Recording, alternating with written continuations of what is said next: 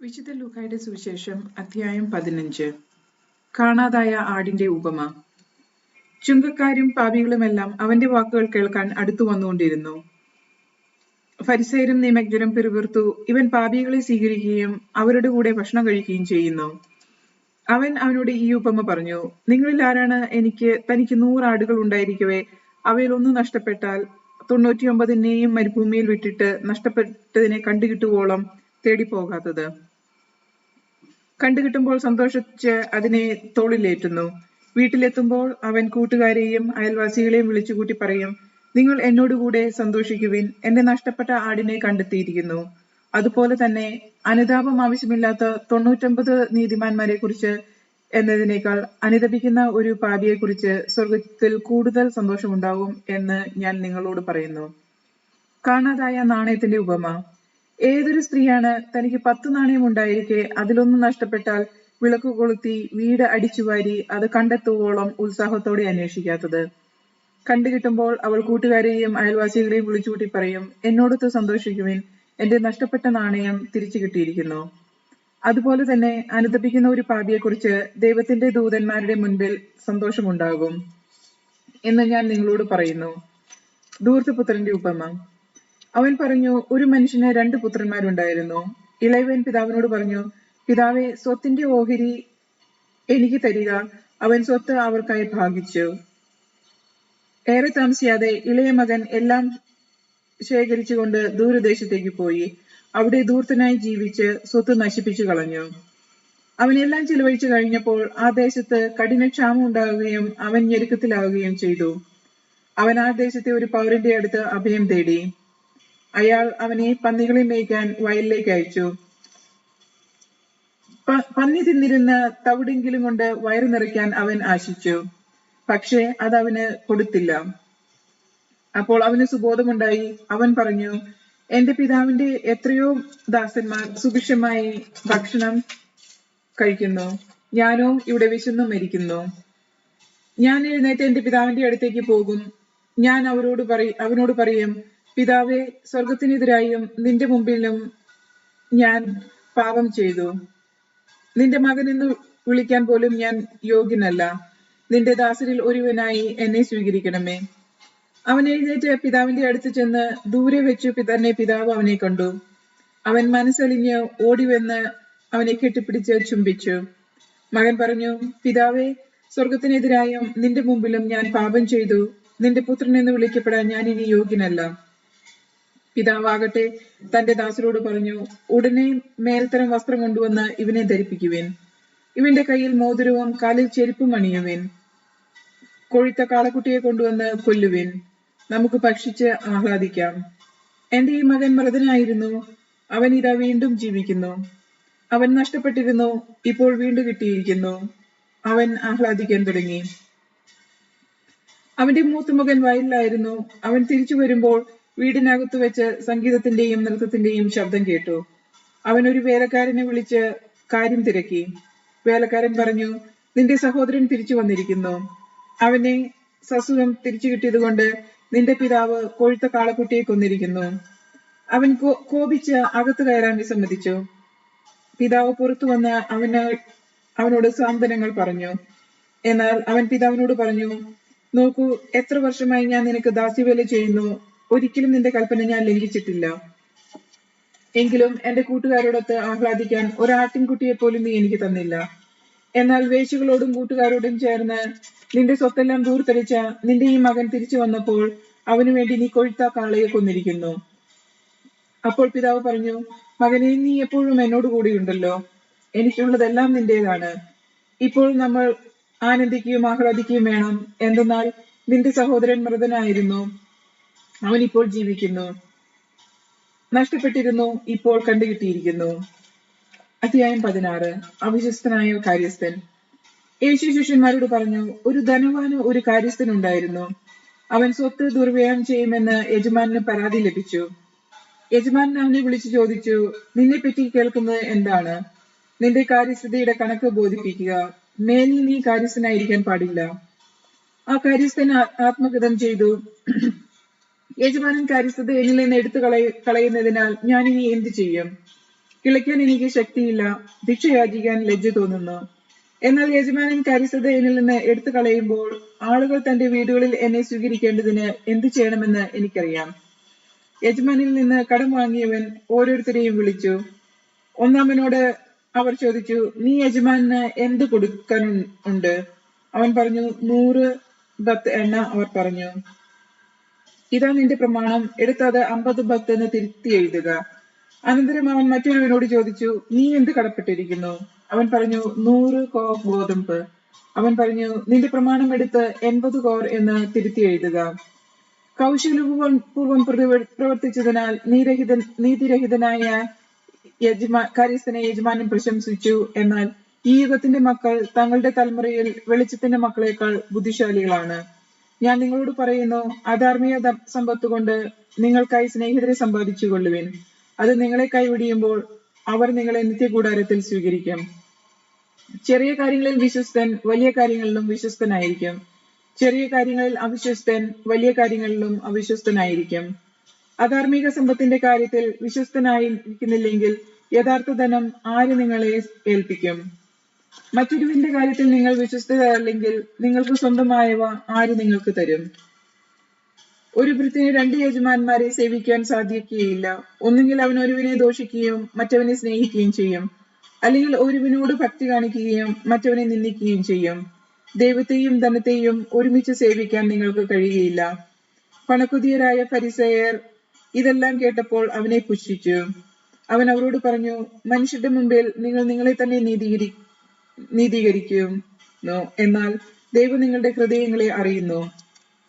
മനുഷ്യർക്ക് ഉത്കൃഷ്ടമായത് ദൈവദൃഷ്ടിയിൽ നികൃഷ്ടമാണ്. നിയമവും പ്രവാചകന്മാരും യോഹന്നാൻ വരെ ആയിരുന്നു. അതിനുശേഷം ദൈവരാജ്യത്തിന്റെ സുവിശേഷം പ്രസംഗിക്കപ്പെടുന്നു. എല്ലാവരും ബലം പ്രയോഗിച്ച് അതിൽ പ്രവേശിക്കുന്നു. നിയമത്തിന്റെ ഒരു പുള്ളിയെങ്കിലും അസാധുവാക്കുന്നതിനേക്കാൾ എളുപ്പം ആകാശവും ഭൂമിയും അപ്രത്യക്ഷമാകുന്നതാണ്. ഭാര്യയെ ഉപേക്ഷിച്ച് മറ്റൊരുവളെ വിവാഹം ചെയ്യുന്നവൻ വ്യഭിചാരം ചെയ്യുന്നു. ഭർത്താവ് ഉപേക്ഷിച്ചവളെ വിവാഹം ചെയ്യുന്നവനും വ്യഭിചാരം ചെയ്യുന്നു. ധനവാനും ലാസറും. ഒരു ധനവാൻ ഉണ്ടായിരുന്നു. അവൻ ചുവന്ന പട്ടും മൃദുല വസ്ത്രങ്ങളും ധരിക്കുകയും എന്നും സുഭിക്ഷമായി ഭക്ഷിച്ച് ആനന്ദിക്കുകയും ചെയ്തിരുന്നു. അവന്റെ പടിവാതിക്കൽ ലാസർ എന്നൊരു ദരിദ്രൻ കിടന്നിരുന്നു. അവന്റെ ശരീരം വ്രണങ്ങൾ കൊണ്ട് നിറഞ്ഞിരുന്നു. ധനവാന്റെ മേശയിൽ നിന്ന് വീണതുകൊണ്ട് വിശപ്പടക്കാൻ അവൻ ആഗ്രഹിച്ചു. നായ്ക്കൾ വന്ന് അവന്റെ വ്രണങ്ങൾ നക്കിയിരുന്നു. ആ ദരിദ്രൻ മരിച്ചു. ദൈവദൂതന്മാർ അവനെ അബ്രാഹത്തിന്റെ മടിയിലേക്ക് സംഭവിച്ചു. ആ ധനികനും മരിച്ചു അടക്കപ്പെട്ടു. അവൻ നരകത്തിൽ പീഡിപ്പിക്കപ്പെടുമ്പോൾ കണ്ണുകൾ ഉയർത്തി നോക്കി. ദൂരെ അബ്രാഹത്തെയും അവന്റെ മടിയിൽ ലാസറിനെയും കണ്ടു. അവൻ വിളിച്ചു പറഞ്ഞു, പിതാവായ അബ്രാഹമേ, എന്നിൽ കനിയണമേ. തന്റെ വിരൽത്തുമ്പ് വെള്ളത്തിൽ മുക്കി എന്റെ നാവ് തണുപ്പിക്കാനായി ലാസറിനെ അയക്കണമേ. ഞാൻ ഈ അഗ്നിജാലയിൽ കിടന്ന് യാതന അനുഭവിക്കുന്നു. അബ്രഹാം പറഞ്ഞു, മകനെ, നീ ഓർമ്മിക്കുക, നിന്റെ ജീവിതകാലത്ത് എല്ലാ സുഖ സൗകര്യങ്ങളും ലഭിച്ചിരുന്നു, ലാസറിനോ കഷ്ടതകളും. ഇപ്പോൾ അവൻ ഇവിടെ ആനന്ദിക്കുകയും നീ വേദന അനുഭവിക്കുകയും ചെയ്യുന്നു. കൂടാതെ ഞങ്ങൾക്കും നിങ്ങൾക്കും മധ്യേ ഒരു വലിയ ഗർത്തവും സ്ഥാപിക്കപ്പെട്ടിരിക്കുന്നു. ഇവിടെ നിന്ന് നിങ്ങളുടെ അടുത്തേക്കോ അവിടെ നിന്ന് ഞങ്ങളുടെ അടുത്തേക്കോ വരാൻ ആഗ്രഹിക്കുന്നവർക്ക് അത് സാധിക്കുകയില്ല.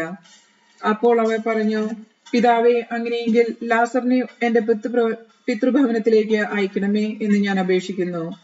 എനിക്ക് 5 സഹോദരന്മാരുണ്ട്. അവരും പീഡിതരുടെ ഈ സ്ഥലത്ത് വരാതിരിക്കുന്നതിന് അവൻ അവർക്ക് സാക്ഷ്യം നൽകട്ടെ. അബ്രഹാം പറഞ്ഞു, അവർക്ക് മോശയും പ്രവാചകന്മാരും ഉണ്ടല്ലോ, അവരുടെ വാക്കുകൾ കേൾക്കട്ടെ. ധനവാൻ പറഞ്ഞു, പിതാവായ അബ്രഹാമേ, അങ്ങനെയല്ല, മരിച്ചവൻ ഒരുവൻ ചെന്ന് പറഞ്ഞാൽ അവർ അനുതപിക്കും. അബ്രഹാം അവനോട് പറഞ്ഞു, മോശയും പ്രവാചകന്മാരും പറയുന്നത് അവർ കേട്ടില്ലെങ്കിൽ മരിച്ചവരിൽ നിന്ന് ഒരുവൻ ഉയർത്താലും അവർക്ക് ബോധ്യമാവുകയില്ല. അധ്യായം 17. ശിഷ്യന്മാർക്ക് ഉപദേശങ്ങൾ. അവൻ ശിഷ്യരോട് പറഞ്ഞു, ദുഷ്പ്രേരണകൾ ഉണ്ടാകാതിരിക്കുക അസാധ്യം. എന്നാൽ ആരുമൂലം അവ ഉണ്ടാകുന്നുവോ അവന് ദുരിതം.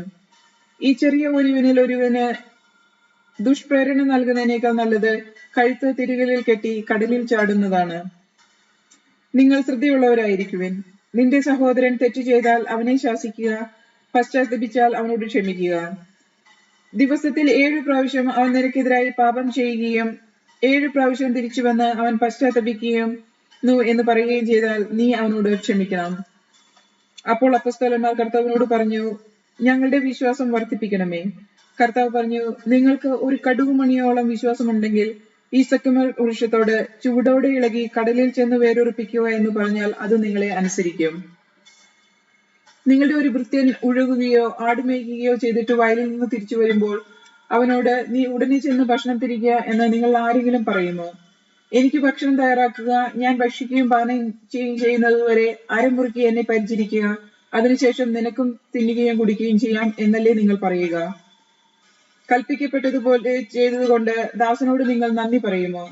ഇതുപോലെ തന്നെ നിങ്ങളും കൽപ്പിക്കപ്പെടുന്നവയെല്ലാം ചെയ്തതിനു ശേഷം, ഞങ്ങൾ പ്രയോജനമില്ലാത്ത ദാസന്മാരാണ്, കടമ നിർവഹിച്ചതേ ഉള്ളൂ എന്ന് പറയുവേൻ. 10 കുഷ്ഠരോഗികൾ. ജെറുസലേമിലേക്കുള്ള യാത്രയിൽ അവൻ സമറിയയ്ക്കും ഗലീലയ്ക്കും മധ്യേ കടന്നു പോവുകയായിരുന്നു. അവനൊരു ഗ്രാമത്തിൽ പ്രവേശിച്ചപ്പോൾ അകലെ നിന്നിരുന്ന 10 കുഷ്ഠരോഗികൾ അവനെ കണ്ടു. അവർ സ്വരമുയർത്തി, യേശുവേ, ഗുരു, ഞങ്ങൾ കനിയണമേ എന്നപേക്ഷിച്ചു. അവരെ കണ്ടപ്പോൾ അവൻ പറഞ്ഞു, പോയി നിങ്ങളെ തന്നെ പുരോഹിതന്മാർക്ക് കാണിച്ചു കൊടുക്കുവിൻ. പോകും വഴി അവർ സുഖം പ്രാപിച്ചു. അവരിൽ ഒരുവൻ താൻ രോഗവിമുക്തനായി എന്ന് കണ്ട് ഉച്ചത്തിൽ ദൈവത്തെ സ്തുതിച്ചുകൊണ്ട് തിരിച്ചു വന്നു. അവൻ യേശുവിന്റെ കാൽക്കൽ സാഷ്ടാംഗം പ്രണമിച്ച് നന്ദി പറഞ്ഞു. അവനൊരു സമരിയക്കാരനായിരുന്നു. യേശു ചോദിച്ചു, 10 പേരല്ലേ സുഖപ്പെട്ടത്? ബാക്കി 9 പേർ എവിടെ?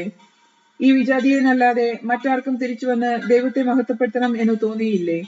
അനന്തരം യേശു അവനോട് പറഞ്ഞു, എഴുന്നേറ്റ് പോയിക്കൊള്ളുക, നിന്റെ വിശ്വാസം നിന്നെ രക്ഷിച്ചിരിക്കുന്നു. മനുഷ്യപുത്രന്റെ ആഗമനം. ദൈവരാജ്യം എപ്പോഴാണോ വരുന്നത് എന്ന് ഫരിസേയർ ചോദിച്ചതിന് അവൻ മറുപടി പറഞ്ഞു, പ്രത്യക്ഷമായ അടയാളങ്ങളോട് കൂടിയല്ല ദൈവരാജ്യം വരുന്നത്. ഇതാ ഇവിടെ, അതാ അവിടെ എന്ന് ആരും പറയുകയില്ല. എന്നാൽ ദൈവരാജ്യം നിങ്ങളുടെ ഇടയിൽ തന്നെയുണ്ട്. അവൻ ശിഷ്യയോട് പറഞ്ഞു, മനുഷ്യപുത്രന്റെ ദിവസങ്ങളിൽ ഒന്ന് കാണാൻ നിങ്ങൾ ആഗ്രഹിക്കുന്ന സമയം വരും, എന്നാൽ നിങ്ങൾ കാണുകയില്ല. അതാ അവിടെ, ഇതാ ഇവിടെ എന്ന് നിങ്ങൾ നിങ്ങളോട് പറയും. നിങ്ങൾ പോകരുത്, അവരെ നിങ്ങൾ അനുഗമിക്കുകയുമരുത്. ആകാശത്തിന്റെ ഒരറ്റത്ത് നിന്ന് മറ്റേ അറ്റത്തേക്ക് പായുന്ന മിന്നൽ പ്രകാശിക്കുന്നത് പോലെയായിരിക്കും തന്റെ ദിവസങ്ങളിൽ മനുഷ്യപുത്രനും. എന്നാൽ ആദ്യമേ അവൻ വലിയ കഷ്ടതകൾ സഹിക്കുകയും ഈ തലമുറയാൽ ഉപേക്ഷിക്കപ്പെടുകയും ചെയ്യേണ്ടിയിരിക്കുന്നു. നോഹയുടെ ദിവസങ്ങളിൽ സംഭവിച്ചത് എങ്ങനെയോ അങ്ങനെയായിരിക്കും മനുഷ്യപുത്രന്റെ ദിവസങ്ങളിലും. നോഹ പെട്ടകത്തിൽ പ്രവേശിക്കുകയും ജലപ്രളയം വന്ന് സകലതും നശിപ്പിക്കുകയും ചെയ്തതുപോലെ അവർ തിന്നും കുടിച്ചും വിവാഹം ചെയ്തു കൊടുത്തും കഴിഞ്ഞിരുന്നു. ലോത്തിന്റെ നാളുകളിലും അങ്ങനെ തന്നെയായിരുന്നു. അവർ തിന്നുകയും കുടിക്കുകയും വാങ്ങുകയും വിൽക്കുകയും നടുകയും വീട് പണിയുകയും ചെയ്തുകൊണ്ടിരുന്നു. പക്ഷെ ലോത്ത് സൊദോമിൽ നിന്ന് ഓടിപ്പോയ ദിവസം സ്വർഗത്തിൽ നിന്നും തീയും ഗന്ധകവും പെയ്ത് അവയെല്ലാം നശിപ്പിച്ചു. ഇപ്രകാരം തന്നെയായിരിക്കും മനുഷ്യപുത്രൻ വെളിപ്പെടുന്ന ദിവസത്തിലും. ആ ദിവസം പുരമുകളിലായിരിക്കുന്നവർ വീട്ടിലേക്കുള്ള തന്റെ സാധനങ്ങൾ എടുക്കാൻ താഴേക്ക് ഇറങ്ങിപ്പോകരുത്. അതുപോലെ വയലിലായിരിക്കുന്നവൻ പിന്നിലുള്ളവയിൽ നിന്നും തിരിയുകയുമരുത്. ലോത്തിന്റെ ഭാര്യയ്ക്ക് സംഭവിച്ചത് ഓർമ്മിക്കുക. തന്റെ ജീവൻ നിലനിർത്താൻ പരിശ്രമിക്കുന്നവർ അത് നഷ്ടപ്പെടുത്തും, എന്നാൽ തന്റെ ജീവൻ നഷ്ടപ്പെടുത്തുന്നവർ അത് നിലനിർത്തും. ഞാൻ നിങ്ങളോട് പറയുന്നു, അന്ന് രാത്രി ഒരു കട്ടിലിൽ 2 പേരുണ്ടായിരിക്കും, ഒരാൾ എടുക്കപ്പെടും, മറ്റേയാൾ ശേഷിക്കും. 2 സ്ത്രീകൾ ഒരുമിച്ച് ധാന്യം പൊടിച്ചുകൊണ്ടിരിക്കും, ഒരുവൾ എടുക്കപ്പെടും, മറ്റവൾ അവശേഷിക്കും. കർത്താവെ, എവിടേക്കെന്ന് അവർ ചോദിച്ചു. അവർ പറഞ്ഞു, ശവം എവിടെയോ അവിടെ കഴുകന്മാർ വന്നുകൂടും. അധ്യായം 18. ന്യായാധിപനും വിധവയും. ഭഗ്നാശനാകാതെ എപ്പോഴും പ്രാർത്ഥിക്കണമെന്ന് കാണിക്കാൻ യേശു അവനോട് ഒരു ഉപമ പറഞ്ഞു. ദൈവത്തെ ഭയപ്പെടുകയോ മനുഷ്യരെ മാനിക്കുകയോ ചെയ്യാത്ത ഒരു ന്യായാധിപൻ ഒരു പട്ടണത്തിൽ ഉണ്ടായിരുന്നു. ആ പട്ടണത്തിൽ ഒരു വിധവയും ഉണ്ടായിരുന്നു. അവൾ വന്ന് അവനോട്, എതിരാളികൾക്കെതിരെ എനിക്ക് നീതി നടത്തി തരണമേ എന്ന് അപേക്ഷിക്കുമായിരുന്നു. കുറെ നാളത്തേക്ക് അവൻ ഗമനിച്ചില്ല. പിന്നീട് അവൻ ഇങ്ങനെ ചിന്തിച്ചു, ഞാൻ ദൈവത്തെ ഭയപ്പെടുകയോ മനുഷ്യരെ മാനിക്കുകയോ ചെയ്യുന്നില്ല. എങ്കിലും ഈ വിധവ എന്നെ ശല്യപ്പെടുത്തിക്കൊണ്ടിരിക്കുന്നത് കൊണ്ട് ഞാൻ അവൾക്ക് നീതി നടത്തിക്കൊടുക്കും. അല്ലെങ്കിൽ അവൾ കൂടെ കൂടെ വന്ന് എന്നെ അസഹ്യപ്പെടുത്തും. കർത്താവ് പറഞ്ഞു, നീതിരഹിതനായ ന്യായാധിപൻ പറയുന്നതെന്ന് ശ്രദ്ധിക്കുവേൻ. അങ്ങനെയെങ്കിൽ രാവും പകലും തന്നെ വിളിച്ചു കരയുന്ന തന്റെ തെരഞ്ഞെടുക്കപ്പെട്ടവർക്ക് ദൈവം നീതി നടത്തിക്കൊടുക്കുകയില്ലേ? അവിടുന്ന് അതിന് കാലവിളംബരം വരുത്തുമോ?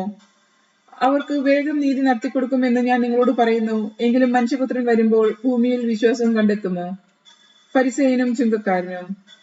തങ്ങൾ നീതിമാന്മാരാണെന്ന് എന്ന ധാരണ തങ്ങളെ തന്നെ ആശ്രയിക്കുകയും മറ്റുള്ളവരെ പുച്ഛിക്കുകയും ചെയ്യുന്നവരോട് അവൻ ഈ ഉപമ പറഞ്ഞു. രണ്ടുപേർ പ്രാർത്ഥിക്കാൻ ദേവാലയത്തിലേക്ക് പോയി. ഒരാൾ ഫരിസേയനും മറ്റേയാൾ ചുങ്കക്കാരനും.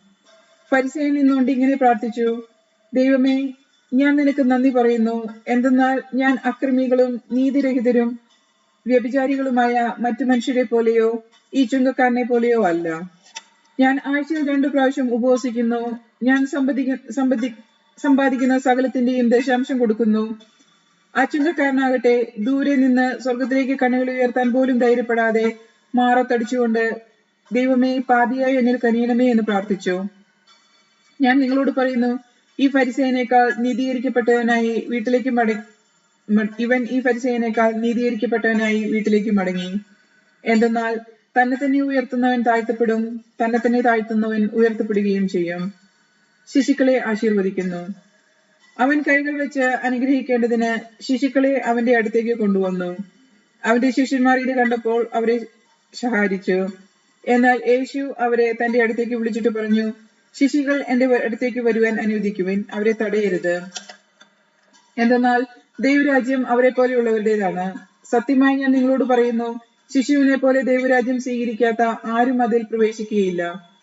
ധനികനായ മനുഷ്യൻ. ഒരു അധികാരി അവനോട് ചോദിച്ചു: നല്ലവനായ ഗുരു, നിത്യജീവൻ അവകാശമാക്കാൻ ഞാൻ എന്ത് ചെയ്യണം? യേശു പറഞ്ഞു: എന്തുകൊണ്ടാണ് നീ എന്നെ നല്ലവൻ എന്ന് വിളിക്കുന്നത്? ദൈവമല്ലാതെ നല്ലവനായി മറ്റാരുമില്ല. പ്രമാണങ്ങൾ നിനക്കറിയാമല്ലോ: വ്യഭിചാരം ചെയ്യരുത്, കൊല്ലരുത്, മോഷ്ടിക്കരുത്, കള്ളസാക്ഷ്യം നൽകരുത്, പിതാവിനെയും മാതാവിനെയും ബഹുമാനിക്കുക. അവൻ പറഞ്ഞു: ചെറുപ്പം മുതലേ ഇവയെല്ലാം ഞാൻ പാലിച്ചിട്ടുണ്ട്. അത് കേട്ട് യേശു പറഞ്ഞു: ഇനിയും നിനക്കൊരു കുറവുണ്ട്. നിനക്കുള്ളതെല്ലാം വിറ്റ് ദരിദ്രർക്ക് കൊടുക്കുക, അപ്പോൾ സ്വർഗത്തിൽ നിനക്ക് നിക്ഷേപം ഉണ്ടാകും. അനന്തരം വന്ന് എന്നെ അനുഗമിക്കുക. ഇത് കേട്ടപ്പോൾ അവൻ വളരെയധികം വ്യസനിച്ചു, കാരണം അവൻ ഒരു വലിയ ധനികനായിരുന്നു.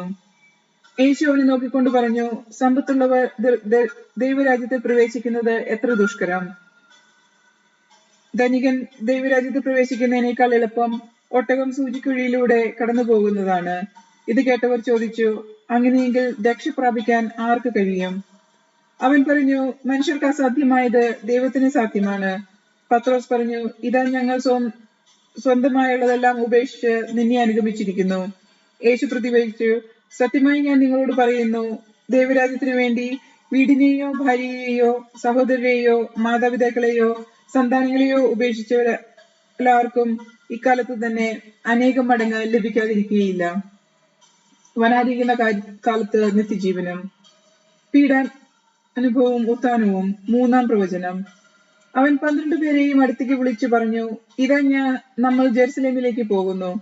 മനുഷ്യപുത്രനെ പറ്റി പ്രവാചകന്മാർ വഴി എഴുതപ്പെട്ടതെല്ലാം പൂർത്തിയാകും. അവൻ വിജാതിയർക്ക് ഏൽപ്പിക്കപ്പെടും. അങ്ങനെ അവനെ പരിഹസിക്കുകയും അപമാനിക്കുകയും അവന്റെ മേൽ തുപ്പുകയും ചെയ്യും. അവർ അവനെ പ്രഹരിക്കുകയും വധിക്കുകയും ചെയ്യും. എന്നാൽ 3-ാം ദിവസം അവൻ ഉയർത്തെഴുന്നേൽക്കും. ഇക്കാര്യങ്ങളൊന്നും അവർ ഗ്രഹിച്ചില്ല. ഈ പറഞ്ഞതിന്റെ പൊരുൾ അവരിൽ നിന്ന് മറയ്ക്കപ്പെട്ടിരുന്നു. അവർ സംസാരിച്ചപ്പോ അവർക്ക് മനസ്സിലായതുമില്ല. അന്ധന് കാഴ്ച നൽകുന്നു. അവൻ ജെറിക്കോയെ സമീപിച്ചപ്പോൾ ഒരു കുരുടൻ വഴിയരികിൽ ഇരുന്ന് ഭിക്ഷയാചിക്കുകയായിരുന്നു. ജനക്കൂട്ടം കടന്നു പോകുന്ന ശബ്ദം കേട്ട് എന്താണ് സംഭവിക്കുന്നത് എന്നറിയാൻ അവൻ അന്വേഷിച്ചു. നസറേയനായ യേശു കടന്നു പോകുന്നു എന്ന് അവർ പറഞ്ഞു. അപ്പോൾ അവൻ വിളിച്ചു പറഞ്ഞു: ദാവീദിന്റെ പുത്രനായ യേശുവേ, എന്നിൽ കനിയണമേ. മുമ്പേ പോയിക്കൊണ്ടിരുന്നവർ നിശബ്ദരായിരിക്കാൻ പറഞ്ഞ് അവനെ ശകാരിച്ചു.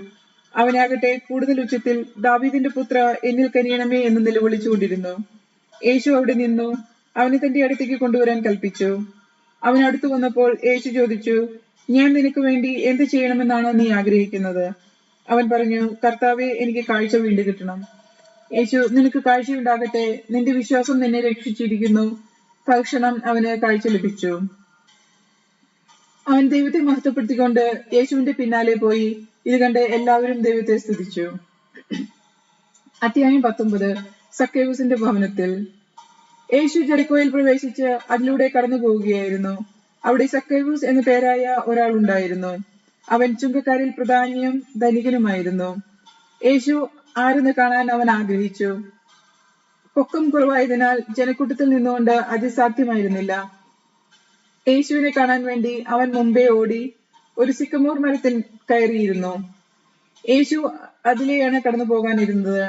അവിടെ എത്തിയപ്പോൾ അവൻ മുകളിലേക്ക് നോക്കി പറഞ്ഞു, സക്കേവൂസ്, വേഗം ഇറങ്ങി വരിക, ഇന്ന് എനിക്ക് നിന്റെ വീട്ടിൽ താമസിക്കേണ്ടിയിരിക്കുന്നു. അവൻ തിടുക്കത്തിൽ ഇറങ്ങിച്ചെന്ന് സന്തോഷത്തോടെ അവനെ സ്വീകരിച്ചു. അത് കണ്ടപ്പോൾ അവരെല്ലാവരും പിറുപിറുത്തു, ഇവൻ പാപിയുടെ വീട്ടിൽ അതിഥിയായി താമസിക്കുന്നല്ലോ. സക്കേവൂസ് എഴുന്നേറ്റ് പറഞ്ഞു, കർത്താവേ, ഇതാ എന്റെ സ്വത്തിന്റെ പകുതി ഞാൻ ദരിദ്രർക്ക് കൊടുക്കുന്നു. ആരുടെയെങ്കിലും വക വഞ്ചിച്ചെടുത്തിട്ടുണ്ടെങ്കിൽ 4 ഇരട്ടിയായി തിരിച്ചു കൊടുക്കുന്നു. യേശു അവനോട് പറഞ്ഞു, ഇന്നീ ഭവനത്തിന് രക്ഷ ലഭിച്ചിരിക്കുന്നു. ഇവനും അബ്രാഹത്തിന്റെ പുത്രനാണ്. നഷ്ടപ്പെട്ടു പോയതിനെ കണ്ടെത്തി രക്ഷിക്കാനാണ് മനുഷ്യപുത്രൻ വന്നിരിക്കുന്നത്.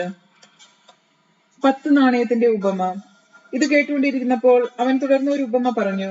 കാരണം അവൻ ജെറുസലേമിന് സമീപത്തായിരുന്നു. ദൈവരാജ്യം ഉടൻ വന്നു ചേരുമെന്ന് അവർ വിചാരിക്കുകയും ചെയ്തിരുന്നു. അവൻ പറഞ്ഞു, ഒരു പ്രഭു രാജപദവി സ്വീകരിച്ച് തിരിച്ചു വരാൻ വേണ്ടി ദൂരദേശത്തേക്ക് പോയി.